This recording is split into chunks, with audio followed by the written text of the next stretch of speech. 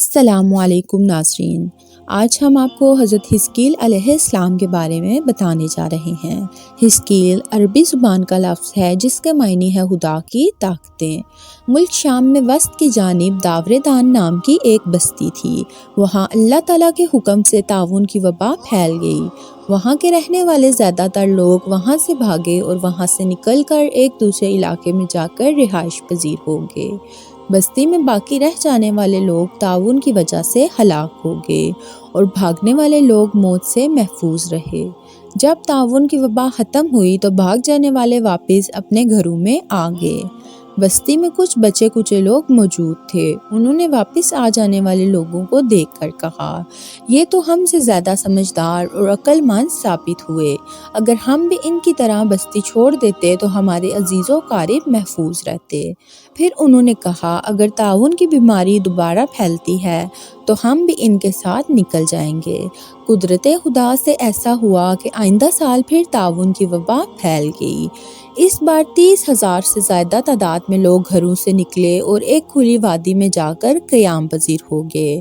پھر اللہ کے ایک فرشتے نے وادی کے نچلے حصے سے اور ایک نے اوپر والے حصے سے ان لوگوں کو آواز دی کہ مر جاؤ۔ اس آواز پر وہ سب مر گئے اور ان کے بے روح جسم میدان میں پڑے رہے۔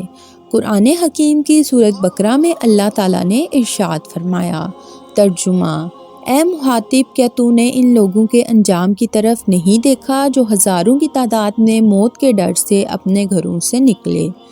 تو اللہ تعالیٰ نے ان کو فرمایا، مر جاؤ۔ پھر اس نے ان کو زندہ کیا۔ یقیناً اللہ لوگوں پر فضل کرنے والا ہے، لیکن اکثر لوگ شکر نہیں کرتے۔ وہ لوگ مر گئے تو اللہ تعالیٰ نے ان کے بے روح جسموں کو درندوں سے محفوظ رکھا۔ کہیں زمانے گزر گئے۔ آخر ایک اللہ کے نبی حضرت حزقیل علیہ السلام کا وہاں سے گزر ہوا۔ جب آپ نے ان لوگوں کے بے جان جسم دیکھے تو حیرت سے منہ میں انگلیاں دبا کر رہ گئے۔ اللہ تعالیٰ نے ان کی طرف وحی کی کہ کیا آپ کا ارادہ ہے کہ میں آپ کو مردے زندہ کر کے دکھاؤں؟ حضرت حزقیل علیہ السلام نے کہا، ہاں۔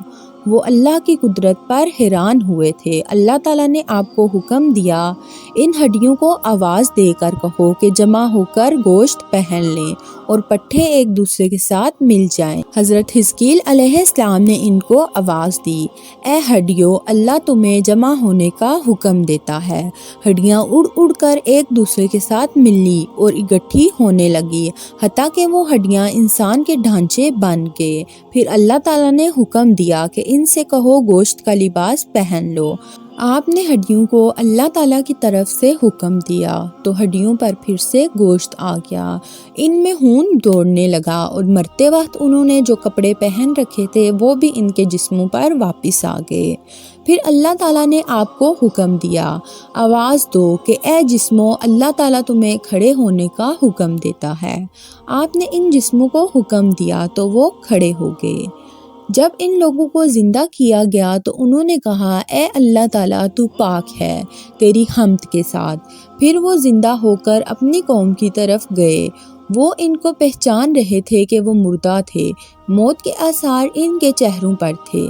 زندہ ہونے کے بعد بھی ان پر موت کے اثرات باقی رہے، یہاں تک کہ جس طرح موت کے وقت ان کا رنگ زرد ہوا تھا اسی طرح زرد رہا، اور ان کے مرنے کی وجہ سے جو ان کے جسموں میں بدبو پیدا ہوئی تھی وہ ان کے پیدا ہونے کے بعد بھی باقی رہی، بلکہ آج تک ان کی اولاد میں یہ بو پائی جاتی ہے۔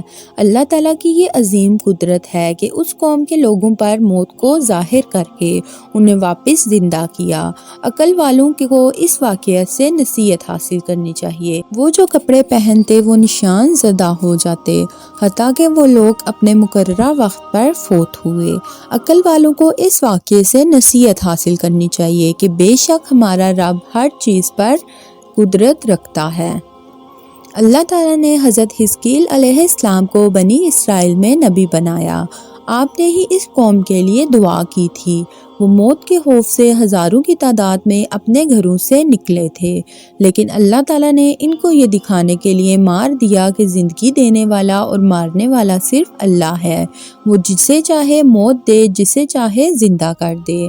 ان زندہ ہونے والوں کی تعداد حضرت ابن عباس رضی اللہ تعالیٰ عنہ نے 4000، ابو صالحہ نے 9000 اور کسی نے 8000 بیان کی ہے۔ محمد بن اسحاق بیان کرتے ہیں کہ ہمیں حضرت حزقیل علیہ السلام کی بنی اسرائیل میں قیام کی مدت معلوم نہیں ہو سکی۔ بہرحال جب حضرت حزقیل علیہ السلام فوت ہوئے تو بنی اسرائیل اللہ کے وعدے کو بھول گئے اور ان میں نئی نئی چیزیں پیدا ہو گئی۔ انہوں نے بتوں کی پوجا شروع کر دی۔ پھر اللہ تعالیٰ نے ان بت پرستوں کی طرف حضرت الیاس علیہ السلام کو نبی بنا کر بھیجا۔ شکریہ۔